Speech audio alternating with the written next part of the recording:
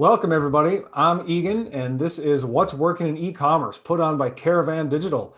Today, I'm very excited to show Google Ads and what's working in them. Today, we have Jack Feldman from our team at Caravan Digital. Jack, show us this ad account and tell us a little bit about the results you saw and how we got them for the client. All right. So I'm really excited to show this account. This is a coffee company. They sell unroasted coffee beans. And this is the year over year view. So comparing performance from 2020 to performance from 2019.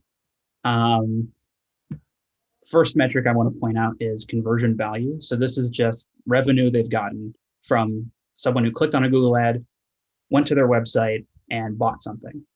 They made $325,000 in 2020 off of Google Ads, which is up $134,000 from 2019, which is pretty insane, actually.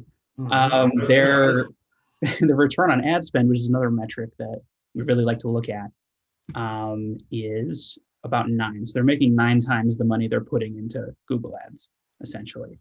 Wow. So every dollar they're putting in, they're getting 9 back in sales. Is that right? That's right. Yep. Wow. And it looks like that grew then. So you're now at 8.96, and last year was less than that, 3.76 down. So the return on their investment on their ads has increased, right? Yep. Phenomenal. And in a big way. So this is why we love this company. We're excited about this account.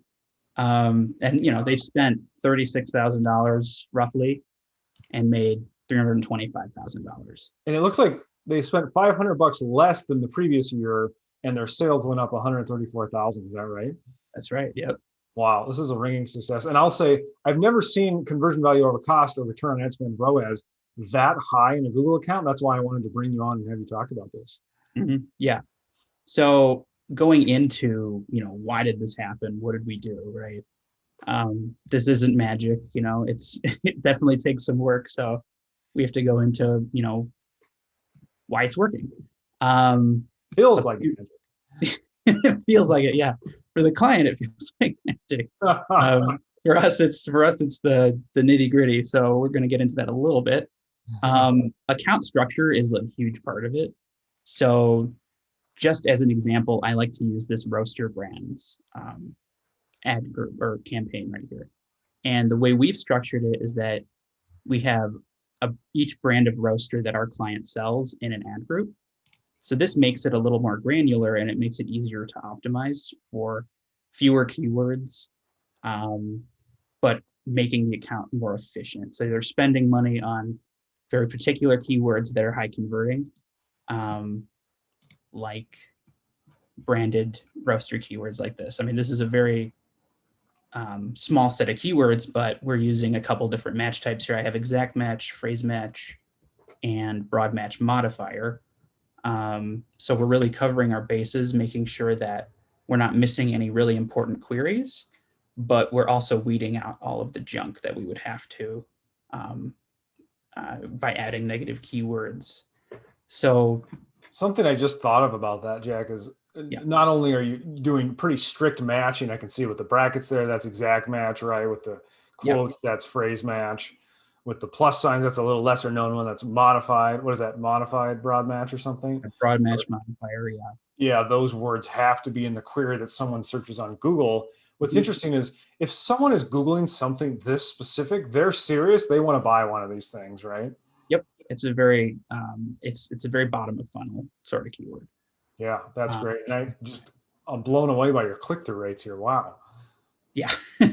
Yeah. I mean, when you're going this far down the funnel, you definitely get a higher click-through rate. And that's why we like to target things like this. Branded search for things that you're selling. That's going to be a really high converting campaign. So that's something you definitely want in your arsenal when you're setting up an account. And then we also have just a more general roasters campaign as well.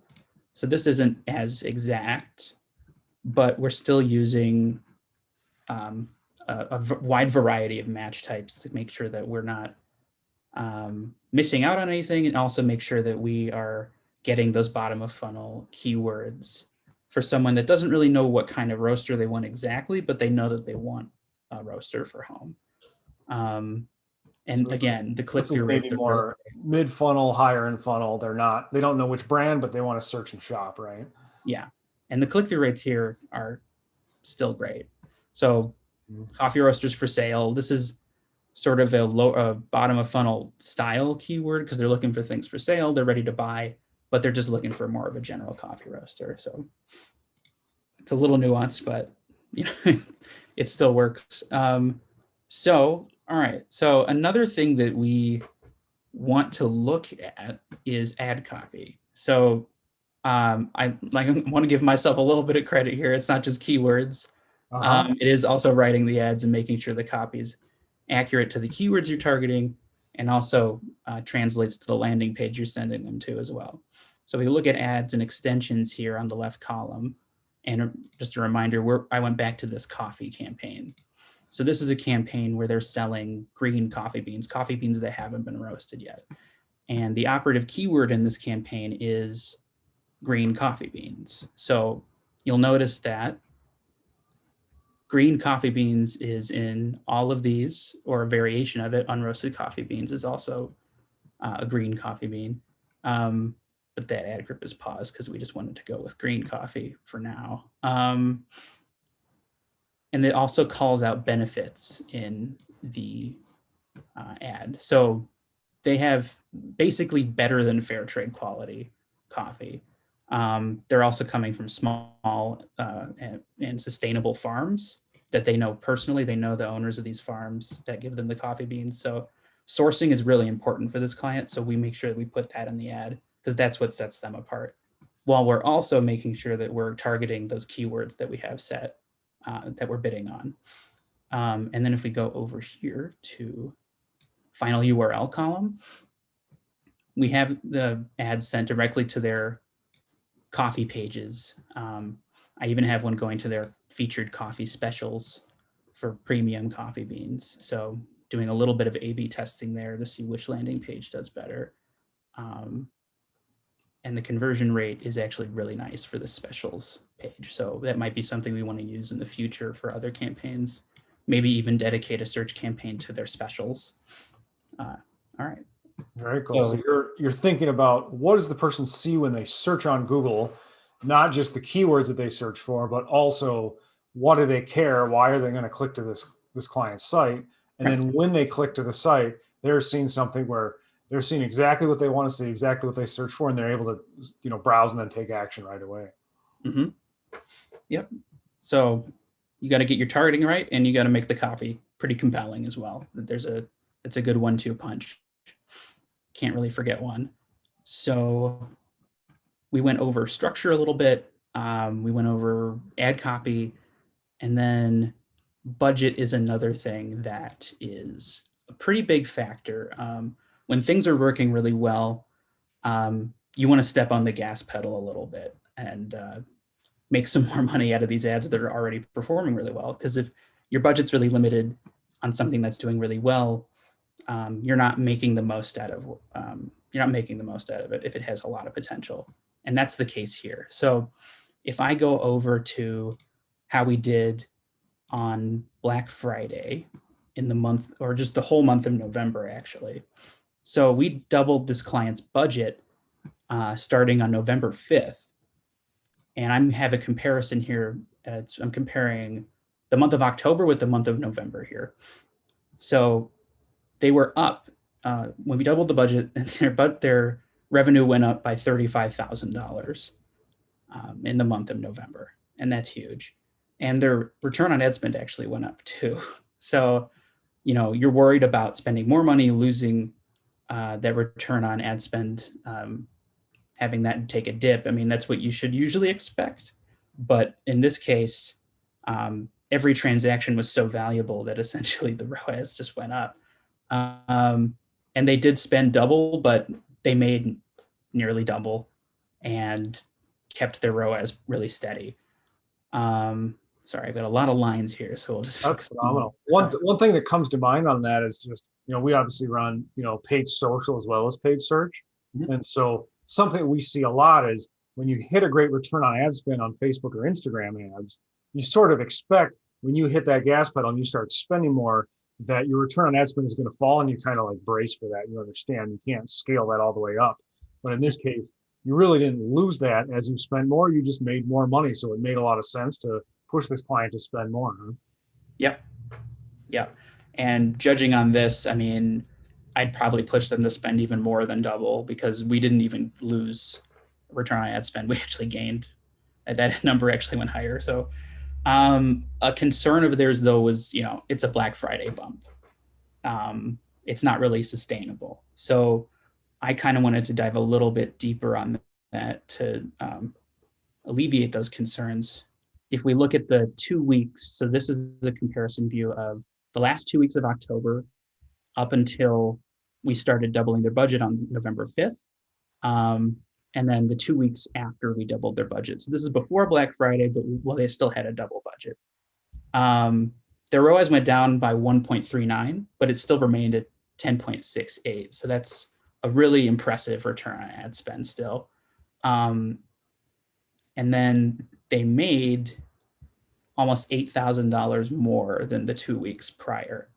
So they're already starting to see a huge bump in revenue once we doubled their budget, despite the fact that it has nothing to do with Black Friday at this point. So I would still tell the client here that, this strategy does work, and it's still a stable enough account to hit the gas pedal until we start seeing a real dip in ROAS. And a 1.39 dip in ROAS just isn't enough to say, okay, hold on, let's not double the budget anymore. Yeah, pretty interesting. And I'm looking at that cost too. So spend another $800, $900, made almost $1,000. Like, and that's where that, 10x return is coming in, and nearly 10x return. Like, why not keep going until that really breaks and it's no longer profitable? And we should emphasize, people buy unroasted coffee beans multiple times. And so if you get that initial sale on a roaster, you get a sale there on some beans, they can become customers for life. And so they're making money out of the gates on that first one. This is by no means a loss leader. And then people, get on the email list and become regular customers too, right? So this is really a profitable way to grow a business. Exactly. Yeah. That's great. Thanks so much for walking us through this, Jack. Anything else you want to add, or any advice you would give to other PPC experts and consultants, and even some amateurs who are trying to do this on their own? What do you need to do? How do you think about an account to get it so profitable and to make it more profitable? I'd say my general advice is, for when you're picking keywords, when you're setting up the structure, keep it relatively simple. You don't need to cast the widest net on the planet initially. You just need to get the right traffic, not all the traffic. So that's a big one, and that's what's working for this account. Mm-hmm. Quality over quantity. Yep. Make sure you write some great ads. Don't just make them all about the keyword. Do some marketing fundamentals in there.